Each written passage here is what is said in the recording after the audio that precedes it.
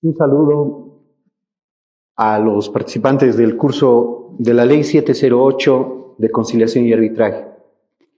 Me ha tocado la oportunidad de poderme dirigir a ustedes y poder exponer el marco normativo, pero también práctico, de lo que es la Ley de Conciliación y Arbitraje. Como parte de los cursos que el Ministerio de Justicia y Transparencia Institucional, a través del SAG-RPA, promueve para los abogados y futuros abogados en el proceso de formación y en este caso de autoformación.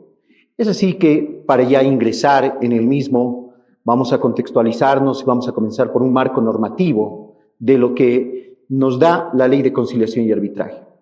La Constitución Política del Estado, Constitución promulgada el año 2009, que en esta gestión 2024 ha cumplido 15 años, en todo su contenido muestra desde la cultura de paz principios fundamentales que han motivado a que el Estado como tal fortalezca y busque en esta cultura de paz promover, fortalecer estas alternativas de solución de los conflictos, como son la conciliación, el arbitraje y la mediación.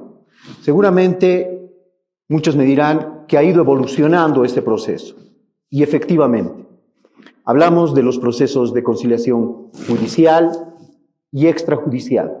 Primeramente vamos a hacer un análisis, vamos a reforzar lo que ustedes ya conocen.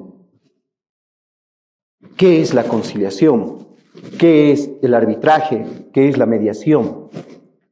Pero también vamos a ver desde el punto de vista de qué instituciones son las que aprueban a los centros de conciliación, a los centros de arbitraje y también cómo se promueve y se lleva adelante la conciliación judicial en el marco de la Ley 025, en el marco de la Ley 439 del Código Procesal Civil. Es en ese marco contextual y marco general que inmediatamente vamos a ingresar a dar ese marco normativo. La Constitución Política del Estado, en su artículo 297, parágrafo segundo, ha establecido que la competencia para regular el marco normativo de la conciliación y el arbitraje lo tiene el Estado. Es una competencia exclusiva. Y en esa parte ustedes podrán entender y comprender que de acuerdo a las competencias establecidas, competencias compartidas, exclusivas, entre los distintos niveles del Estado, es que esta es una competencia exclusiva del nivel central. Y por ende, dentro del Ministerio de Justicia, como ente rector, tenemos la competencia habilitada para regular el accionar de estas instituciones y del mismo Ministerio de Justicia como institución que tiene dentro de sí instituciones, si vale la redundancia, o entidades que promueven y llevan adelante la conciliación, pero también que regulan el arbitraje. ¿Cuál es el objetivo que tiene el Ministerio de Justicia? El objetivo que tiene el Ministerio de Justicia conforme a las competencias establecidas es la de regular el proceso de conciliación, de regular el proceso de arbitraje como medios alternativos de resolución de controversias emergentes de una relación contractual, extracontractual. Y esta fomenta la cultura de paz y promueve estos métodos alternativos de resolución de conflictos. Pero que trayendo a colación las palabras del ahora ministro de Justicia, César Siles, estos métodos ya no son alternativos. Estos métodos ahora, inclusive en el marco de la conciliación judicial, son prerequisitos y son obligatorios. Entonces vamos avanzando más allá bajo la cultura de paz, bajo la promoción de estas formas de resolución de conflictos, a no solamente considerarlos como alternativas, sino como posibles, factibles y que actualmente muestran muchos resultados que seguramente debemos irlos mejorando.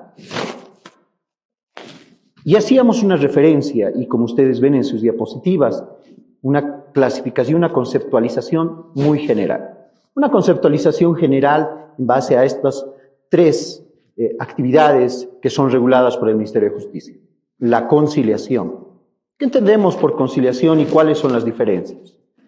Es un método donde un tercero imparcial, aquí le colocamos ayuda, pero sin embargo coordina, coadyuva, es amplio el concepto, para que las partes, y también eso debemos superarlo, en una conciliación no existen partes, si bien le colocamos de forma denominativa partes, es en una forma de ejemplo, para que ustedes me entiendan, porque es así la forma por la cual nos hemos ido conduciendo. Sin embargo, son dos ciudadanos o dos ciudadanas o dos personas naturales o personas jurídicas que buscan llegar a un acuerdo y que acuden a un centro, a un tercero imparcial, ¿quién? Con técnicas, con tiempos, inclusive con una psicología, busca llegar a un acuerdo satisfactorio para ambos.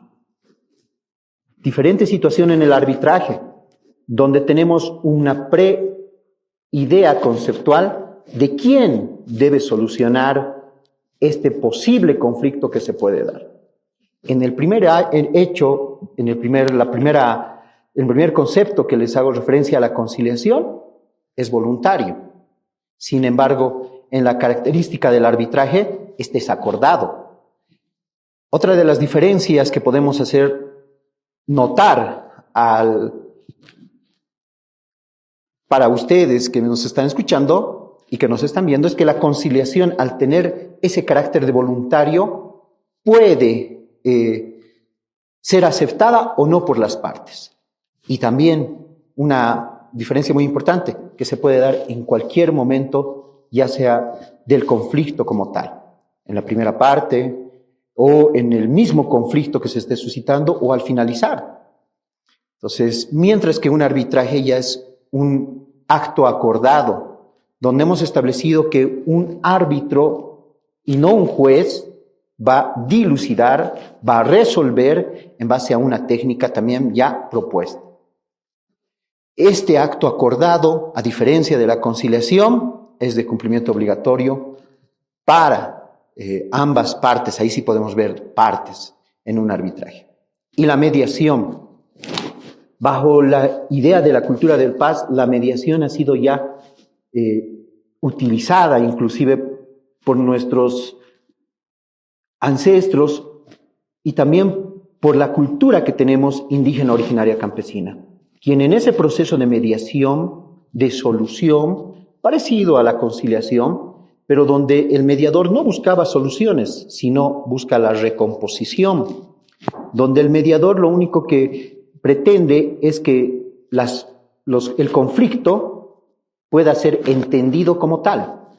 Y ahí la mediación, y ustedes seguramente los que escuchan pueden entender que estos procesos de mediación hasta la fecha se viene dando bajo la jurisdicción indígena originaria campesina. ¿Cómo? Se van dando en las centrales agrarias, se van dando en las reuniones de ayllus, los acuerdos o los secretarios de justicia en estas organizaciones territoriales indígena originaria campesinas, mediante la mediación, buscan soluciones acordadas que si bien no deberían ser plasmadas en ningún documento porque están en base a sus usos y costumbres, ellos los plasman en resoluciones y determinaciones. Pero el mediador, en este caso, el secretario de Justicia, no tiene una formación como conciliación técnica, menos como mediador, y utiliza la sana crítica, utiliza la razonabilidad, la lógica que está en todos los ciudadanos para tratar de reconocer qué es lo correcto y qué no puede ser y qué es incorrecto. Entonces, en esa solución que todos los ciudadanos podemos entender, utilizan principios muy básicos, pero muy importantes, como actuar como buen padre de familia o actuar en equidad, buscando ese término de recomponer, de retrotraer o de irnos a cómo estaba en un estado natural anterior. Esos conceptos lógicos de buen padre de familia los utilizan en la mediación. Y para hacerlo sencillo he tratado de poner ejemplos en la conceptualización de estos tres, no métodos alternativos, sino de estos métodos de solución de conflictos: la conciliación, el arbitraje y la mediación. Como les iba dando en los ejemplos que he utilizado, los principios de la conciliación, el arbitraje y la mediación van a recaer en la buena fe, en la celeridad, en la cultura de paz, la economía, la finalidad, la flexibilidad y la idoneidad. Seguramente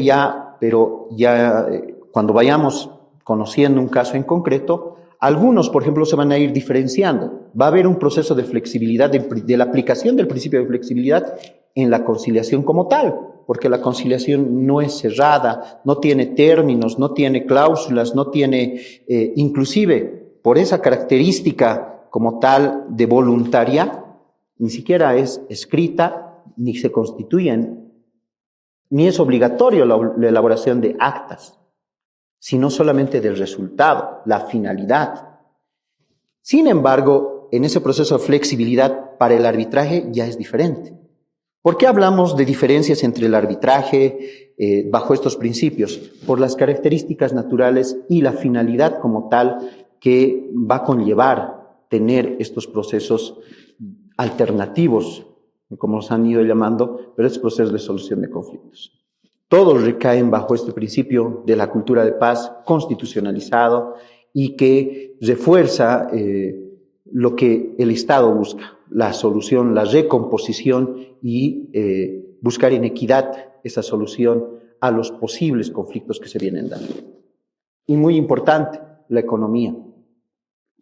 La economía como un principio donde las partes, al llegar a un acuerdo, y el Estado en esta coyuntura se ha puesto en una posición y por eso tiene centros de conciliación a nivel nacional, gratuitos, busca que las partes, sin llegar a un proceso judicial, puedan llegar a acuerdos. Y en esa misma línea, en la conciliación judicial, también de forma gratuita y obligatoria, han visto de que previamente se vaya a una conciliación, con diferentes características y diferentes procesos de formación de los conciliadores, pero también con una misma aplicación de estos principios básicos que son necesarios.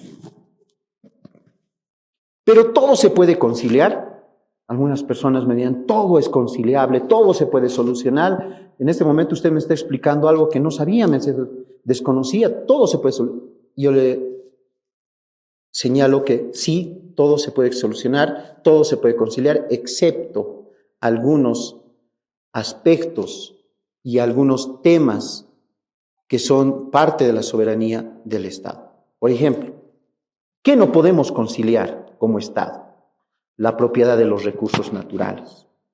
No podemos conciliar aspectos donde la soberanía del Estado a través de los recursos naturales estén en conflicto. No podemos conciliar ni llegar a arbitrajes los títulos otorgados sobre reservas fiscales. Tampoco se puede llegar a conciliación ni a un arbitraje respecto de los tributos y las regalías que se tienen de parte de algún deudor. Tampoco podemos llegar a una conciliación sobre contratos administrativos. Tampoco se puede llegar a conciliación el acceso a los servicios públicos. No es conciliable que hoy día tengas un servicio de agua y mañana no, o pasado tengas energía eléctrica, pasado no son conciliables. Tampoco se puede conciliar la otorgación de licencias, de registros, autorizaciones, recursos naturales en todos sus estados. Tampoco se puede conciliar las cuestiones que afectan al orden público. ¿Eso qué quiere decir? Si bien también ahora hay la figura de la conciliación en materia penal, pero no se puede llegar a conciliar sobre delitos que afecten el orden público, la vida, la salud, sí, donde impliquen materia pecuniaria. ¿Qué quiere decir? Un accidente de tránsito. Actualmente, como estos delitos no son dolosos y son culposos, y ustedes como ya abogados conocerán y sabrán esa diferenciación, donde no ha existido la intencionalidad de llegar a ese cometido, a ese delito, puede llegar a buscar la conciliación. Y claramente el Código de Tránsito hace referencia a que estos hechos son sujetos de conciliación mediante la reparación. Las cuestiones sobre las que haya recaído una resolución judicial firme y definitiva. Evidentemente, cuando ya una sentencia está firme y en plena ejecución, no se puede llegar a más acuerdo que sea el cómo se ejecuta. Y ya no hay posibilidad de que se llegue a un acuerdo. También vemos las cuestiones que versen sobre el estado civil y la capacidad de las personas. No se puede negociar, no se puede conciliar, no se puede llegar a un arbitraje sobre las capacidades de una persona, sobre un proceso de asistencia familiar que no esté en el marco de la norma. No se puede llegar a conciliar, a cancelar una asistencia familiar en especie cuando la normativa ya ha establecido, el Código de las Familias ha establecido mínimos respecto de la cantidad y el monto que se debe cancelar. No son sujetos de conciliación. Tampoco se puede conciliar las cuestiones concernientes a las funciones del Estado. Tampoco se puede conciliar temas que no sean objetos de transacción. Eso quiere decir que la conciliación está en el marco del principio de legalidad y de que todo lo que es en la economía procesal y en el marco del derecho comercial está sujeto a poder negociar, conciliar, acordar, irnos a un arbitraje o buscar la mediación. Específicamente en el tema de la conciliación vemos un elemento de reserva y confidencialidad de la información. Y cuando uno va a un centro de conciliación y acompaña a un ciudadano a una conciliación, porque también es importante que vaya asesorado de un profesional, abogado, uno le debe informar a este ciudadano cuáles son sus derechos y qué busca la conciliación. Y que también posiblemente la persona que esté en el centro de conciliación utilice no solamente los principios, sino también la metodología de trabajo que está normado y regulado. ¿Y a qué me refiero cuando vemos el tema de la reserva y la confidencialidad? La reserva y la confidencialidad en un proceso de conciliación se debe dar en todo momento. Y lo que les decía hace unos instantes, no se puede elaborar actas de conciliación y estas no pueden ser, si es que no se ha llegado a un acuerdo, para dejar más claro, si es que no se ha llegado a un acuerdo, esas actas son confidenciales o esos documentos, papeles de trabajo son confidenciales y de uso interno. Y conforme a la ley 708, ni siquiera con requerimiento fiscal, menos con orden judicial, pueden ser informadas bajo estos principios de reserva y confidencialidad. ¿Qué quiere decir?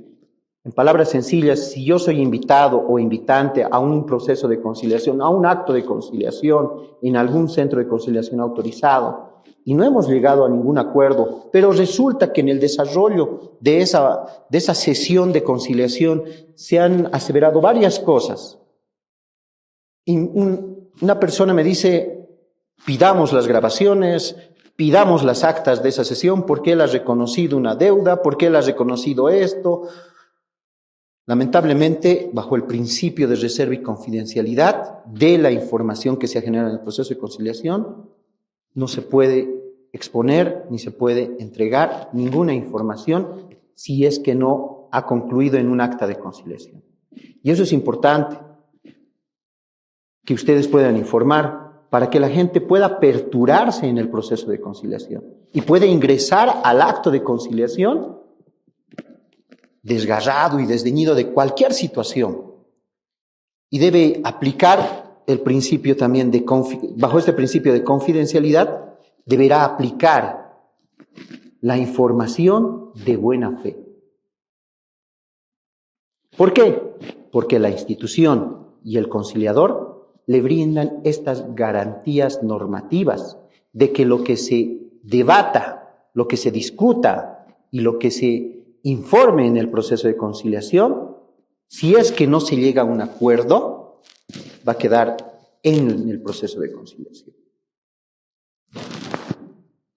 Hay una excepción como tal, siempre va a haber una excepción. ¿Qué sucedería si en ese acto de conciliación se informa sobre un delito de orden público? Ahí sí se levanta la reserva de la confidencialidad.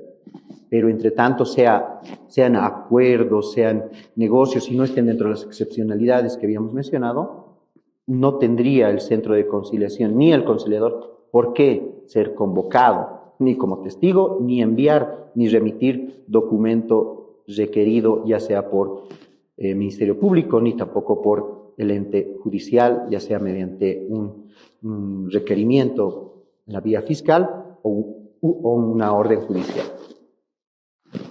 El idioma y la responsabilidad. Es importante que el centro de conciliación y también el conciliador le brinde las garantías del acceso a tener una persona que conozca el idioma. Pero, ¿qué pasa si esta persona no conoce el idioma? ¿No va a poder conciliar? No. El conciliador puede buscar el auxilio de una persona entendida en el idioma y tener el apoyo. Y no solamente va a ser en temas de idioma. ¿Qué sucedería si tenemos un tema arquitectónico de ingenieros o de una obra de arte, donde el conciliador, si bien puede tener un proceso de formación en el área social, pero no es un técnico conocedor de este tema? Él puede buscar, al igual que en un arbitraje, el auxilio técnico. Este auxilio técnico será acordado y propuesto a las partes. Y son las partes quienes, bajo la autonomía de la voluntad, deberán decir, sí, queremos tener un técnico imparcial, pero yo también quiero tener mi apoyo técnico. Puede solicitar.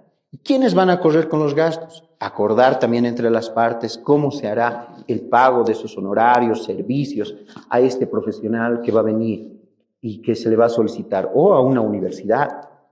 Entonces, el acuerdo entre el invitado y el invitante en el proceso de conciliación va a ser muy importante.